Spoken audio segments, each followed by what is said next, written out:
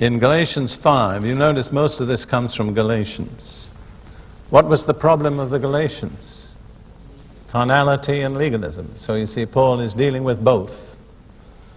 And he says in Galatians 5:19, now the works of the flesh are evident. There's a slight difference in the text. Some say one thing, some not, but the difference is not significant. The works of the flesh are evident, which are adultery, fornication, uncleanness, licentiousness, idolatry, sorcery, hatred, contentions, jealousies, outbursts of wrath, selfish ambitions, dissensions, heresies, envy, drunkenness, revelries, and the like. Now, if you analyze the works of the flesh, they fall into 4 categories, which I'll briefly mention. First of all, sexual immorality. That is adultery, fornication, uncleanness, licentiousness. Now, most people think that's what the works of the flesh are.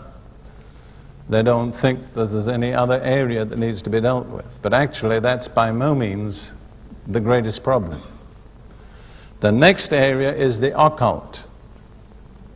Idolatry and sorcery, or the old King James says witchcraft. That's a work of the flesh. But when the flesh indulges in it, it becomes demonic, you understand? But the initial motivation for idolatry and witchcraft is the fleshly nature. Witchcraft is humanity's way of controlling people and getting them to do what you want. See?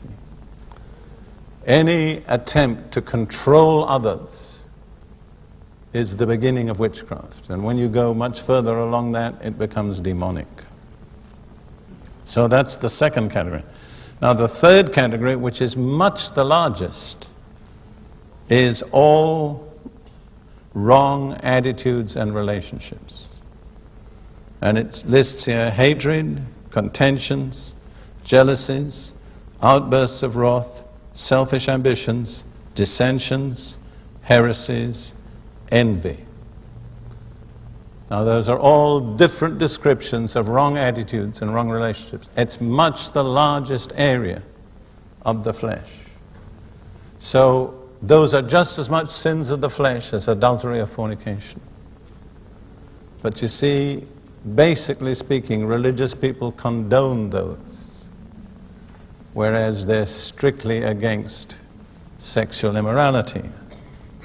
And then the final is what I call sensual self-indulgence, drunkenness, revelries, and the like.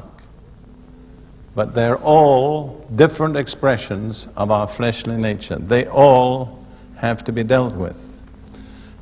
1 Corinthians chapter 3, Paul pinpoints the cause of divisions in the church. 1 Corinthians chapter 3. If you were asked to say in one phrase, what is the cause of all division in the body of Christ, would you have an answer? I believe the answer is very clear. It's the flesh. All divisions go back to the carnal nature. And until that's dealt with, we'll always have division in the body. 1 Corinthians chapter 3, verses 3 and 4. Paul is writing to the Corinthian Christians. He says, you're still carnal. How does he know? For where there are envy, strife, and divisions among you, are you not carnal and behaving like mere men? The mere fact that there's divisions and strife is sufficient evidence that we're carnal. You see that? Then Paul says, how do I know it? Well, some of you say, I am of Paul, and others, I am of Apollos. As long as you are divided by following human leaders rather than Christ, you're carnal. See, I've heard theologians from the old line denomination say the Corinthian Christians were carnal because they spoke so much in tongues. That is not what Paul says. He says you're carnal because you're following human leaders rather than following Christ. And he didn't say it's all right to be following Paul, but not all right to be following Apollos. He said, whoever you follow. So you see people who say, I am of Luther, or I am of Wesley, or I am of Calvin. If they make that their first commitment, come under this category. A lot of people think theology is the cause of division. It's not. It's carnality. Of course, a lot of theology is used carnally, but the root cause of division in the body of Christ is the flesh. And the only solution is the cross. We need to deal with that, each one in our own situation.